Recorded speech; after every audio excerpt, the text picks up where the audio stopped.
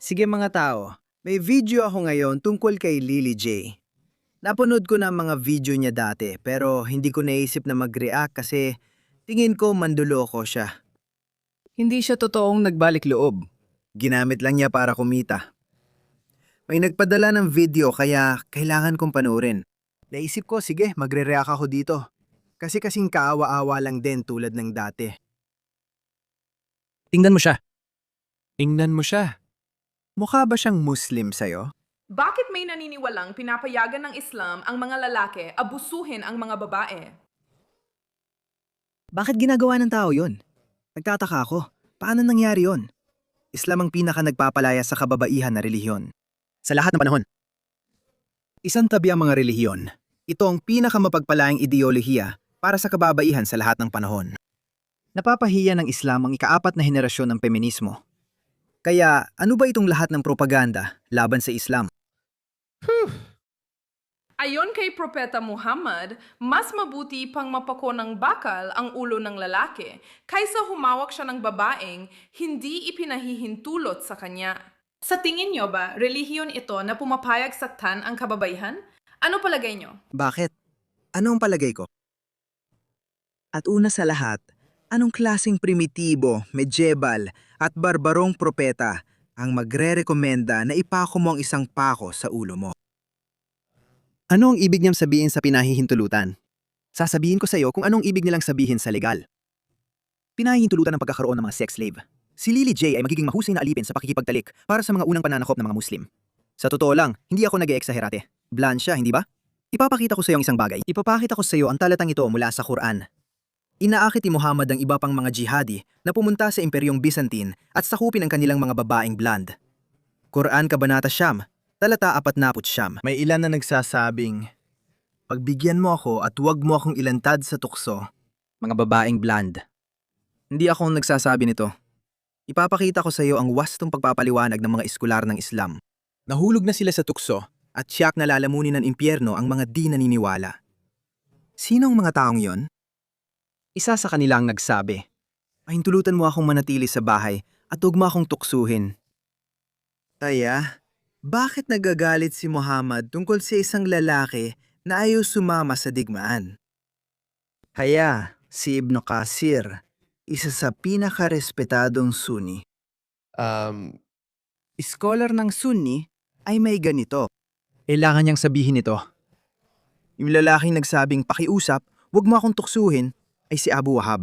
Kaya minsang sinabi ni Muhammad, O Abu Wahab, hindi mo ba gusto na magkaroon ng maraming babaeng Byzantine bilang mga kalunya at mga lalaking tagapaglingkod? Kaya sumagot siya, O sugo ng Allah. Alam ng mga tao ko na mahilig talaga ako sa mga babae. Mas babaero pa siya kaysa kay Propeta Muhammad. Dahil si Propeta Muhammad ay inisip na, alam mo ba? Lahat ng mga ito.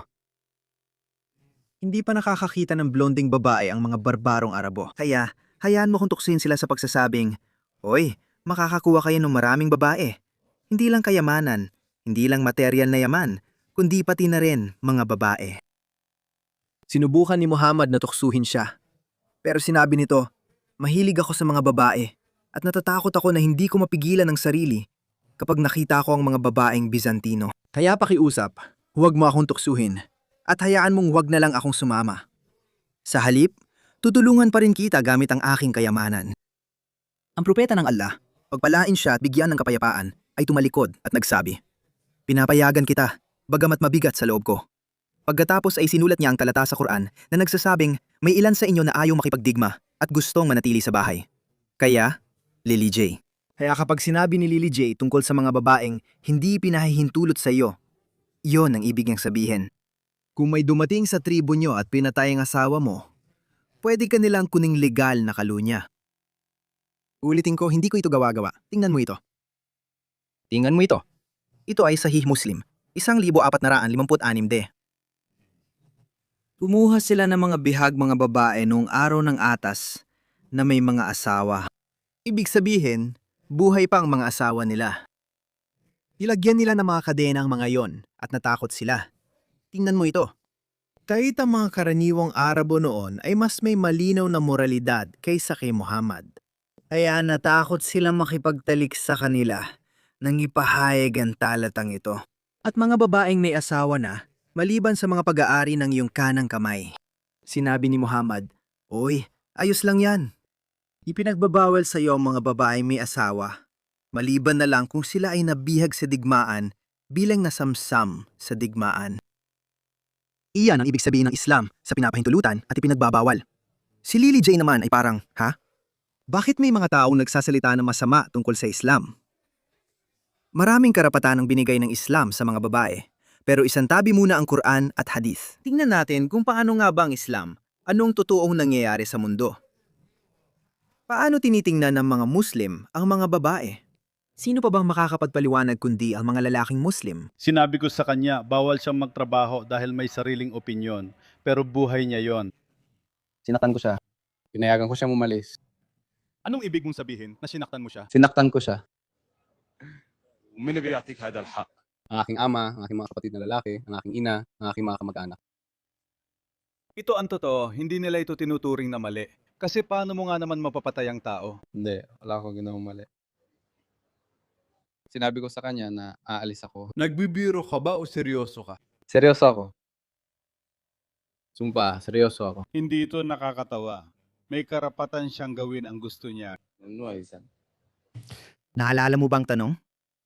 Paano kung ipinagbawal mo sa kanyang isang bagay, pero ginawa pa rin niya? Ngayon, maaaring lumampas siya ng konti sa pinapayagan ng Islam. Pero hindi naman siya ganoon kalayo. Tingnan mo, ipapakita ko kung anong sinasabi ng Quran. Si Lily J ay parang, ha? Bakit itong mga Islamophobe laging masama ang sinasabi sa Islam? Sa mga babaeng pinangangambahan mong maghimagsik, una, kausapin mo sila. Parang, oy, alam mo, makinig ka sa akin sa sinasabi ko sa'yo. Maging masunuring ka. Kung hindi pa rin sila makinig, hiwalay kayo ng higaan. Huwag kang matulog kasama nila. Parang yun na lang ang makakakumbinsi sa kanila. Kung ayaw pa rin nilang makinig o sumunod, saka mo sila paluin. Paluin mo sila. Kaya lumabis lang talaga siya. Sabi niya, sinubukan ko lahat, binugbog ko siya, pero di pa rin nakinig. Kaya isang araw, binaril ko siya. At sabi ni Lily, ha? Si Lily J ay karapat-dapat sa isang tunay na Muslim.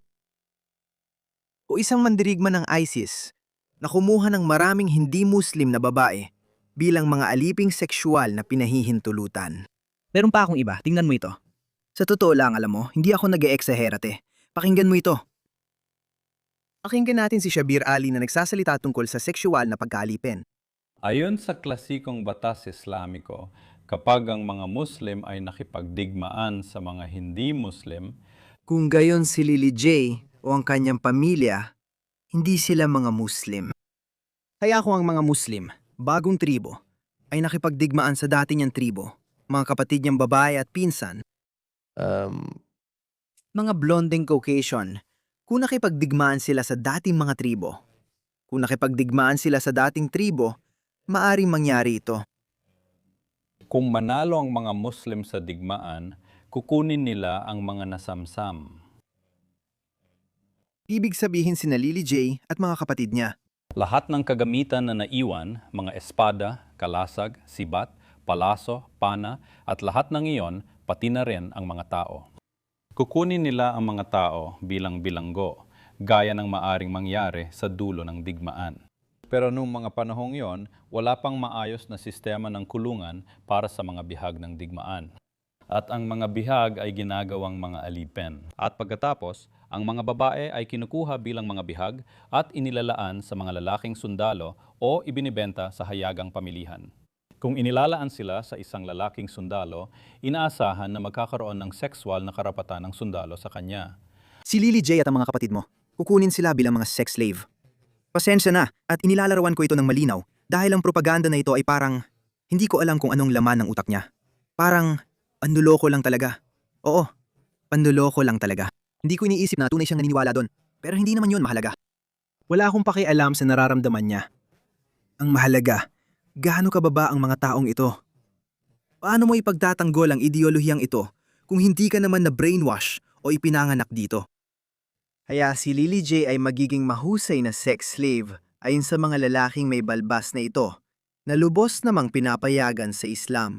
Tinatanggap na lang na may karapatan ang lalaking sundalo na gamitin siya sa sexual na paraan.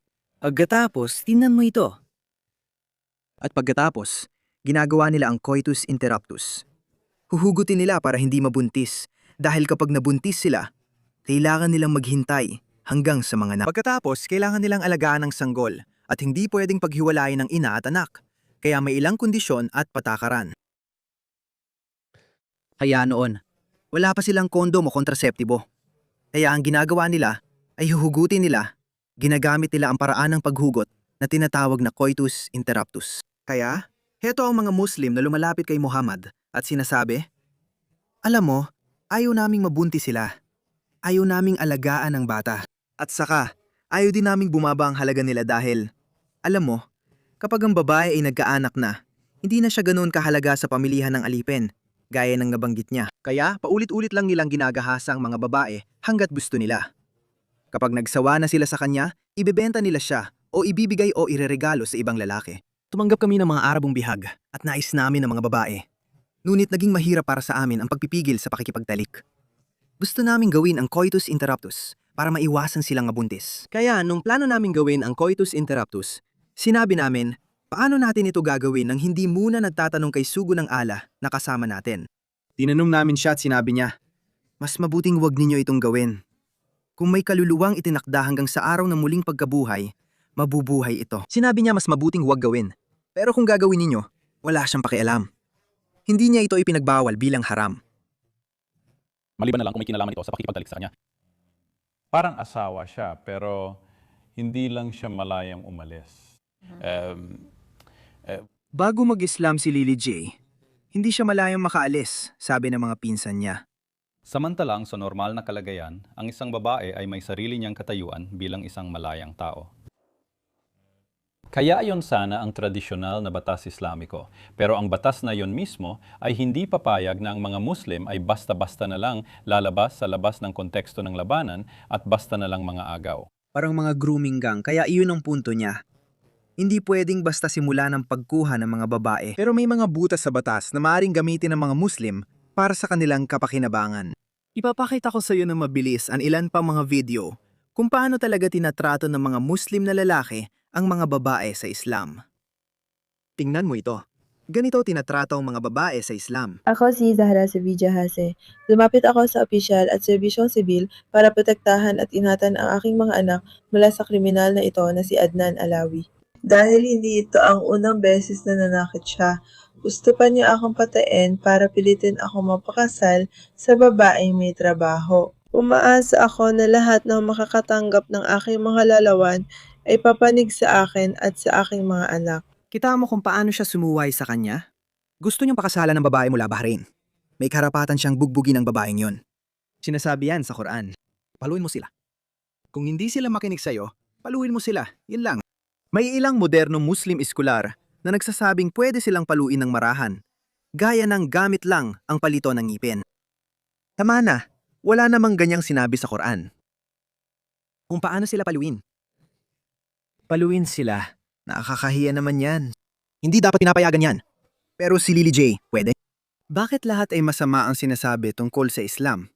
Paano nangyayari yon? Paano posible yon? Tingnan mo to. At kapag hindi nila binubugbog, sige, ang pambubugbog ay isang matinding bagay. Pero kapag hindi nila binubugbog, puro paghihirap lang. Tingnan mo ang kawawang babaeng ito. Diyos ko, tingnan mo yan. Hindi man lang siya makakain ng maayos. Nakakahiya naman ito. Nakakahiya. Tapusin na lang natin ang video na ito kasama si Zakir Naik. Naalala mo si Zakir Naik? Yung kapatid na matibay ang pananampalataya? Pakinggan natin ang opinyon niya sa mga babae. Hindi ba ito kawalang katarungan sa babaeng ginahasa at pinatay? At sasabihin ko, hindi. Dahil pareho silang dumadaan sa pagsubok sa mundong ito. Ang tao ng gahasa ay sinusubok, pati na rin ang taong ginahasa ay sinusubok din. At ipapaliwanag ko sa iyo na nagbigay ng mga alituntunin si Allah sa mga babae na dapat silang magdamit na maayos. Dapat nilang takpan ang buong katawan maliban sa mga bahagi na maaaring makita, gaya ng mukha.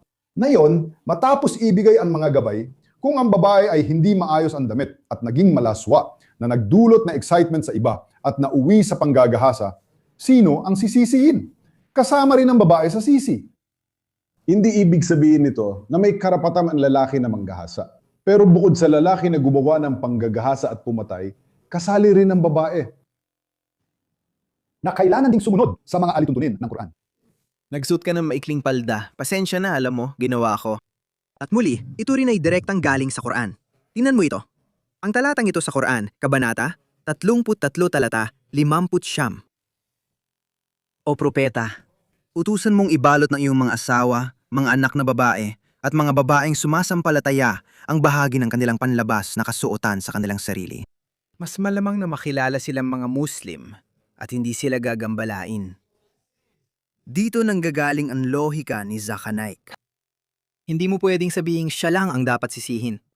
Isa lang siyang radikal na eskolar na tangga. Hindi. Mula mismo ito sa Quran. Ang Quran mismo nagsasabi sa iyo na kung hindi mo isusuot ang isang panlabas na takip sa katawan mo, magmumukha kang hindi Muslim na babae at maaari kang molestrahin. Alam mo, pwede kang molestrahin. Kaya huwag mo akong sisihin. Huwag mong sabihing hindi kita binalaan. Kaya parang sinasabi ni Allah, sinabi ko na sa'yo. Nakakahiya ang relihiyong yan. Talagang nakakahiya. At halos hindi ko pa nasisimulan.